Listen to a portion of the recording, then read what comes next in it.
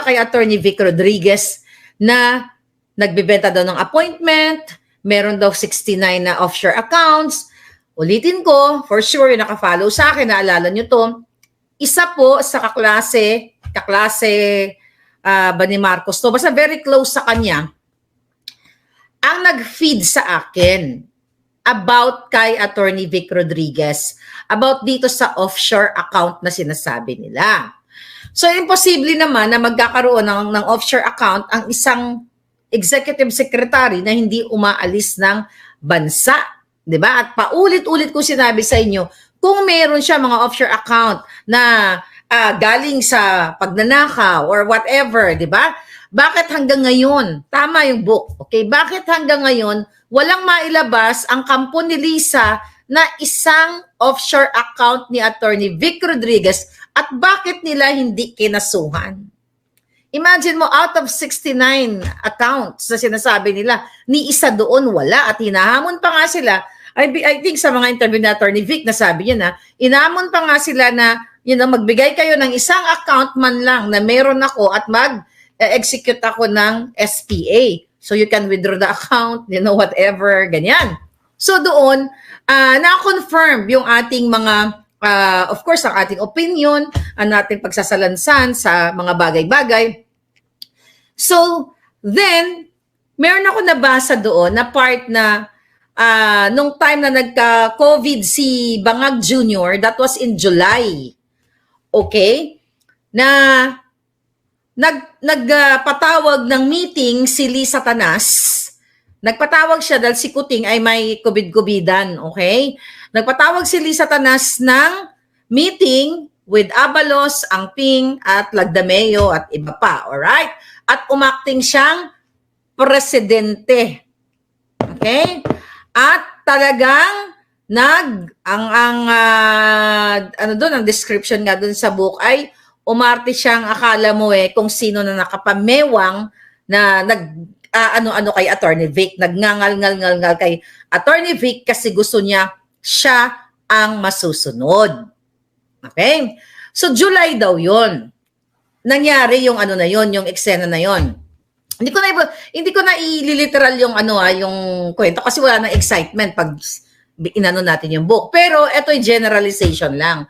So naalala ko, naikwento ko na to sa inyo nung last 2022 na si Lisa Tanas, dahil nung time na yon nagngangal siya kay Attorney Vic during that time, ang ginawa, okay, yung during that meeting, dahil hindi sila nagkakaroon ng peace of mind, dahil demonyita to si Lisa So nagkaroon ng Zoom meeting with Kuting. Alright? So nung Zoom meeting, di ba nag-meeting sila personal with Attorney Vic at yung tatlong yon, tapos biglang pumasok si Marcos Jr. sa Zoom meeting. Naulat ko to sa inyo Kumbaga doon sinabihan si Liza na kumbaga, sabi nga, hindi ko na sabihin yung eksaktong statement. Kumbaga, kinampihan during that time ni Marcos Jr., pinanigan niya si Attorney Vic na somehow he's doing the right thing as an executive secretary. So ang ginawa ng bruha ng babaeng leader ng sindikato ay nag-walk out at pumunta ng Baguio. Ang sabi sa book second week, na tandang-tanda ko to na may chika boom boom sa akin. Ito pinicturean ko yung yung message sa akin ni Lisa ito. Na si Liza ay pinapunta sa Baguio dahil pakialamera, gustong siya ang masusunod sa lahat ng mga appointees. So true enough, ito po yung message si Lisa sa akin. Yung kanyang greeting sa akin. Ito, pakinggan na lang natin. Ayan, July pala. Nakita nyo yan, July 8. Sabi niya, hello from Baguio. Pakinggan natin ulit kung anong sinasabi niya dito sa kalechihan niya. Okay, tingnan natin. Natatandaan niyo pa to yung message niya sa akin. So habang binabasa ko yung book, eto yung mga pangyayaring yun. Sabi ko, eto yung sinasabi sa akin na pinapunta siya sa Baguio kasi epal siya. Okay? Hi, Maharlika. How are you? I got your message. I'm here now in Baguio. taking a little break. I need to Bukas siyang stress, di ba? relax and think how the next 6 years are going to affect my life. But I just want to say hi to you and wish you well. I don't know when you're leaving. I'm going to stay here for a couple of days. So if I don't get to see you, I just wanted to thank you for taking that long trip to the inaugural. I hope it was worth your time, and I'll see you soon, okay? Thanks. Thanks for all your help. Bye-bye. Okay. So yan yung mga time na yan. Okay, di ba? Ang bait-bait. Pero yung time na yan, so habang binabasa ko yung book, sabi ko, siguro ito yung time na nag-message siya talaga sa akin dahil ano siya, malungkot dahil nga kinampihan ni Kuting si Attorney Vic during that meeting, di ba? So pinabalikan ko yung nakaraan. So anyway, pinapakita ko lang po sa inyo yung mga pangyayari na talagang itong babaeng to ay isang malaking sindikato. Alright? Fast forward tayo. Okay? So yun ang nakasulat diyan sa meeting na yan, ay nakasulat sa book na yan. So confirm yung mga na-inform sa akin. So that's number 2. Then, mga kababayan, talagang grabe ang pagkawalang hiyang ng babaeng ito. 'Di ba nung September, okay, yun yung time na talagang bugbog na si Attorney Vic, talagang dinurog ni Lisa Tanas dahil gusto nilyang mawala si Attorney Vic as Executive Secretary.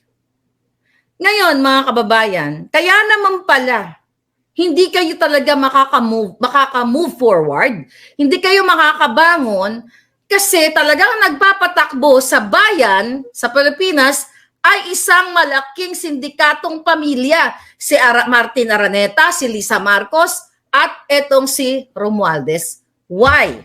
Okay? Dahil bago pa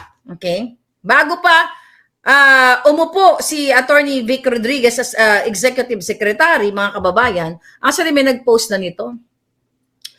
Kaya nga sabi ko, habang binabasa ko yung book, kung may matino lang tayong gobyerno sa Pilipinas, hindi pwede, dapat kasuhan ang mga demonyong character sa libro ni Attorney Vic. Actually, bago pa yung libro niya, na-expose na rin natin to, yung mga pinag-uusapan natin.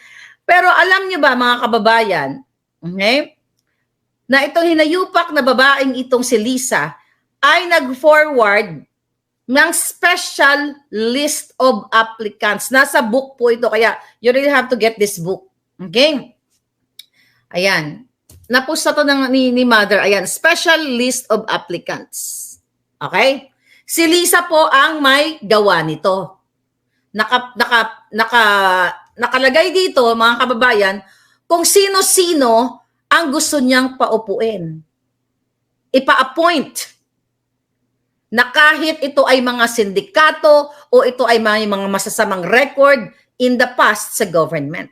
So dito sa librong ito, kung matino ang ating gobyerno, may matino pang natitirang ahensya sa gobyerno, dapat managot ang buwaka ng inang Liza Marcos, ang jutang Genemes na si Martin Romualdez, at ang kapatid ni Lisa na si Martin Araneta.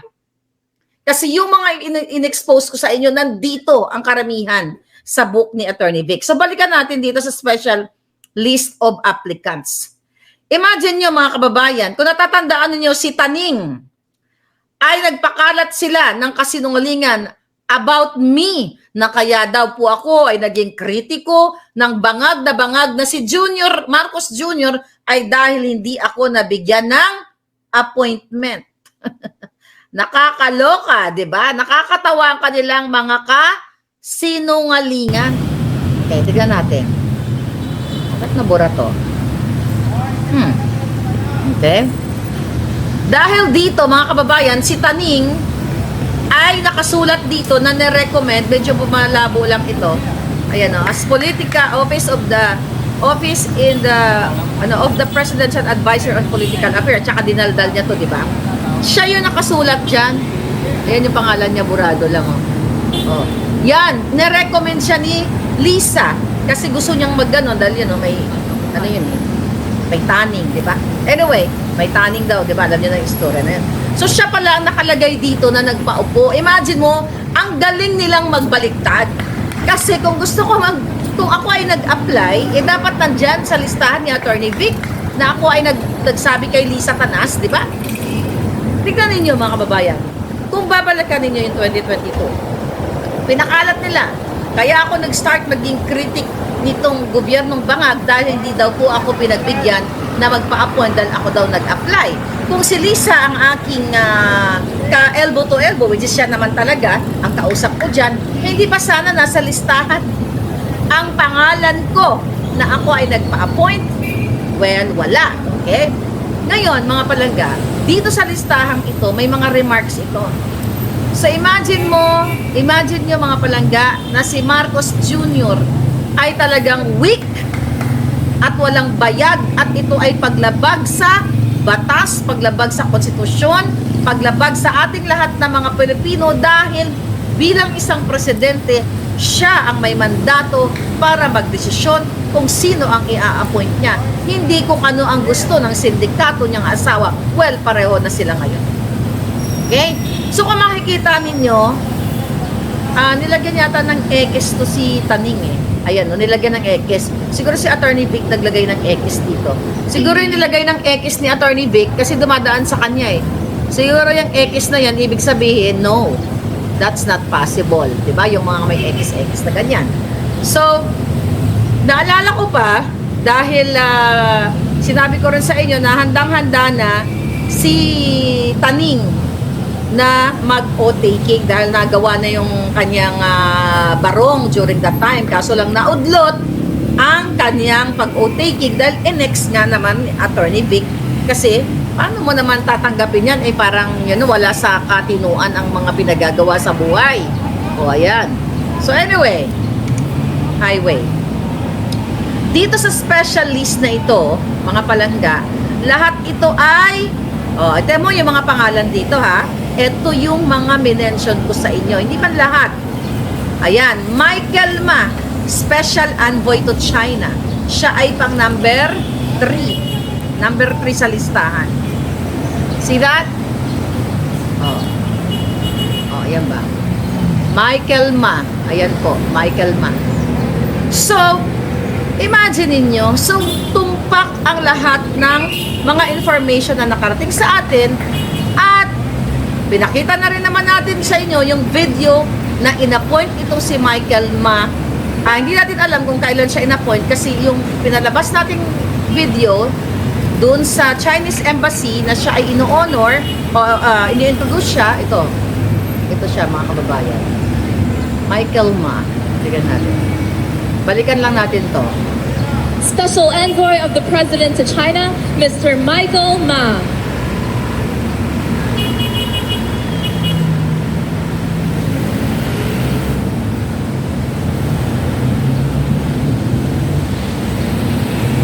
Okay, so nakita nyo na. So ibig sabihin, confirm talaga yung sinasabi natin. Pero kasi, hindi natin alam kung kailan siya exactly in-appoint. Kasi yung video na pinakita ko sa inyo, kuha po yan doon sa Chinese Embassy noong June 6. Okay? June 6. So hanggang ngayon, kung may matino tayong mga reporter, mga media na mga jutang genemes, yan ay tututukan ninyo. Yung dating executive secretary ay nandyan na sa book niya. And then also itong mga dokumento na to, kung ito ay kasinungalingan, dapat kasuhan ni Lisa Tanas, si Attorney Vic, kung ito ay fabricated. Diba? O ayan, media, mga yawa mo. Ayan si Michael Ma. Hanggang ngayon, hindi sumasagot ang gobyernong Bangag. At hindi po sila nag-release ng appointment letter o hindi nag-take ng oath si Michael Ma.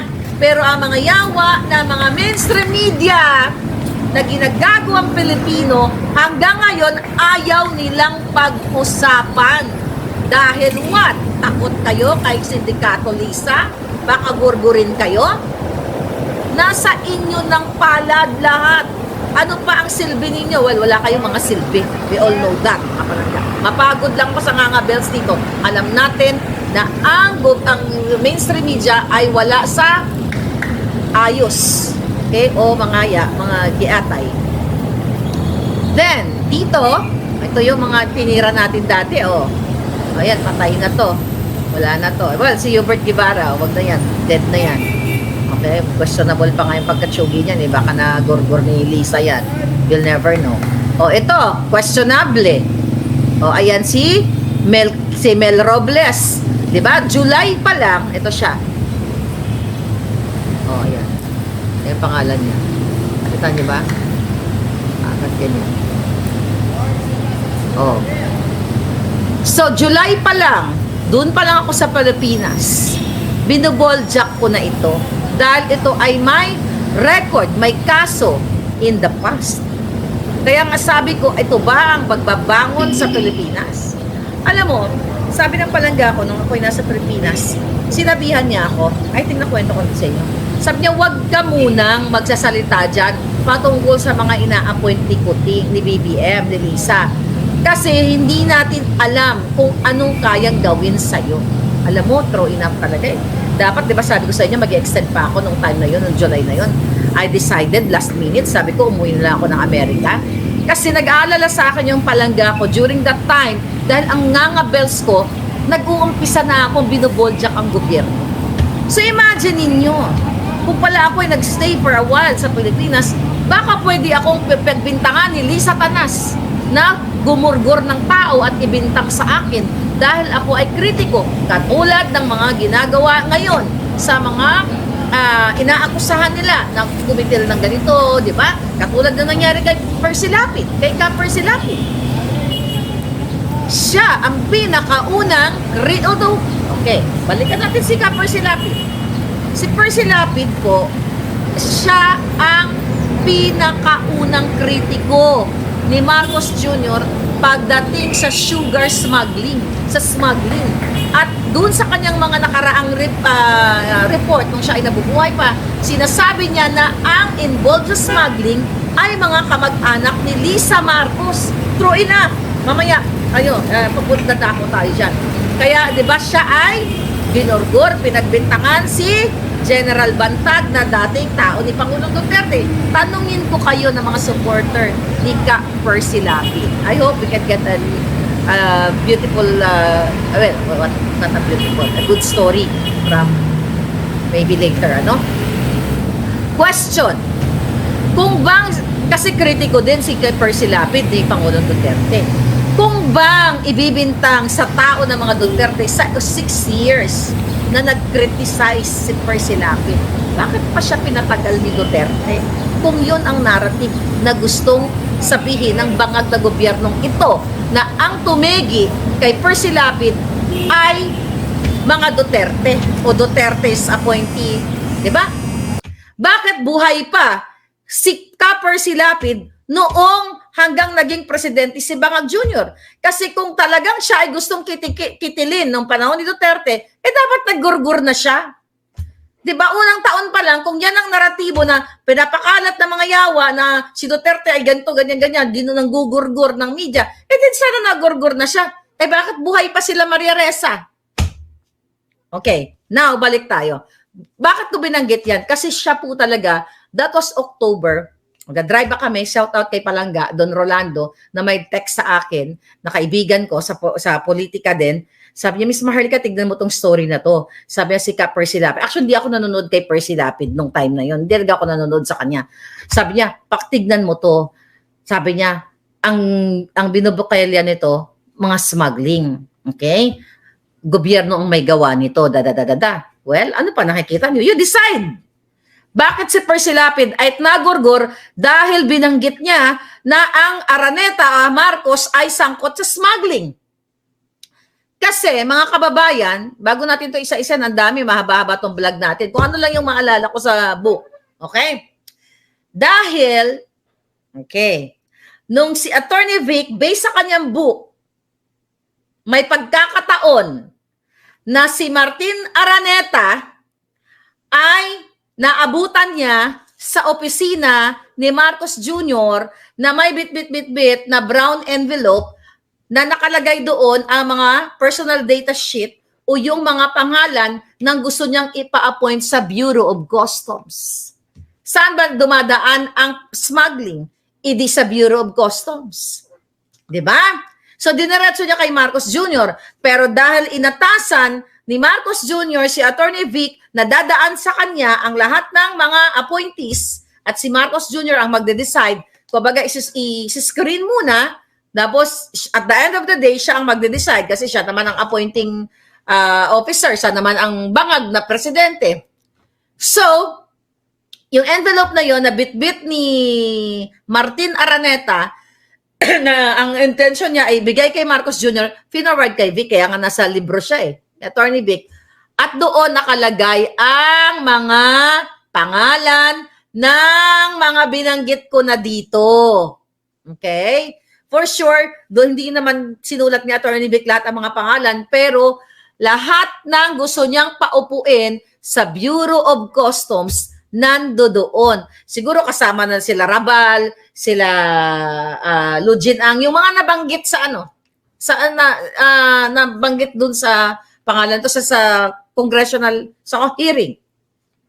Yun mga kababayan. Kaya you really have to get this book para buong-buo yung kwento. Andito pa yung mga pictures, family pictures ni Attorney Vic simula nung bata siya. Actually, wala lang. Very emotional ako doon sa yung paglaki niya. Di ba? Ang sabi ko, asan na kaya yung mga picture ko ng bata ko? Kasi talagang detalyado. So, ganun pa man, mga kababayan. So, na-confirm na ang sindikato sa Bureau of Customs ay according to our source in the past, and according sa report ni Clarita Carlos, nabanggit din si Clarita Carlos dyan, mga palangga. Nabanggit din siya dito. Ayan o. And anyway, na lang natin, summarize na lang natin. Naalala ninyo, ang vlog natin na ito, I think, January. Yeah, January. Pero I started December of 2022, naalala ko Kumbaga, atak-atak na yung vlog natin. Di ba sinabi ko sa inyo na si Clarita Carlos ay may natanggap na report, NICA report, na ang mga sangkot sa smuggling ay pamilya ni Marcos Jr. at ang kanyang brother-in-law na si Martin Araneta. So anong ginawa kay Clarita Carlos? Paulit-ulit na lang natin, di ba? Sumulat si Clarita Carlos, binasa ko na sa inyo, na nagsusumamo siya, okay, na manatili siya sa pwesto. Sabi niya, ginagawa niya lang yung tama, okay? Ginagawa niya lang yung tama. So ito yung NICA report sa kanya, Mr. President o Miss Butod Lisa, nasa mga kamay ninyo, it's up to you kung gagawin nyo yung tama. Diba? Paulit-ulit natin binablog dito. Nandiyan po yan sa book. So ngayon, ang point dito, kung ito ay fabricated story, kung ito ay libelous, they have all the money, people's money, para gipitin si Attorney Vic. Bakit ni isang kaso tungkol dun sa offshore account, and now here, wala silang maibato? Anong ibig sabihin yan? Ibig sabihin, totoo lahat ito. Kasi kung ikaw ay nasa pwesto, tapos malinis ang ginagawa mo, zero talagang para sa bayan, mga palangga, gagawa ka ng paraan kung paano mo ito pasisinungalingan ang sinasabi ni Vic Rodriguez sa kanyang libro. Pero paano mo papasinungalingan ito, mga palangga? Nandito yung ebidensya. Kaya nga sabi ko sa inyo, you have to get your copy very soon. Sa Pilipinas, available na. Ang GCash kasi na pinost ni Joey is puno na daw po, kaya hindi makapasok yung mga payment nyo. So we'll announce very soon. So ngayon, habang binabasa ko, napakasakit. Okay? Napakasakit na grabe yung ginawa sa atin. Dating executive secretary ito Abogado ito Hindi naman ito dugyots na, bataan ni Lisa na mga uhugin na magyaw-yaw ng yaw-yaw, maka-invento lang ng kwento para mapanira. Ito dokumentado, nandito sa loob lahat ang dokumento. May pirma. You know what I mean? Sabi na Alicia, may hangganan ang lahat ng kasamaan. Okay, tignan natin. Balik tayo dito. Okay, tapusin muna natin. So, yun na nga. May pagkakataon na yung brown envelope gusto ni Martin Araneta ipa-appoint yung mga sindikato na kauri niya. And also, true enough, si Clarita Carlos tinanggal dahil ni-report niya dahil gusto niyang somehow, in fairness kay Clarita, during that time, Kaya niya sinabi niya na ginagawa niya lang yung trabaho niya at sabi niya ang issue sa smuggling ay is a national threat o national security. Kasi, kasama dyan ang food security. 'Di ba? Pag nagutom kayo dahil nilamon na lahat ng mga yawa, edi patay, gurgur kayong lahat. 'Di ba? Parang ganon. So ngayon, ni-report ni Clarita yon. Kaso lang, si Clarita Carlos ay nilamon na at nawalan ng prinsipyo. Kasi after that, tinanggal siya, di ba? Sumulat siya, then ligwak talaga siya. Para manatili siya, para manahimik siya, binigyan siya ng generous allowance si Lisa. At sinabi ni Clarita yan sa letter. Hindi yan pwede hindi siya sumasagot. Hindi yan pwede pag sinungaling ni Clarita. May hawak tayong ebidensya niyan, palangga.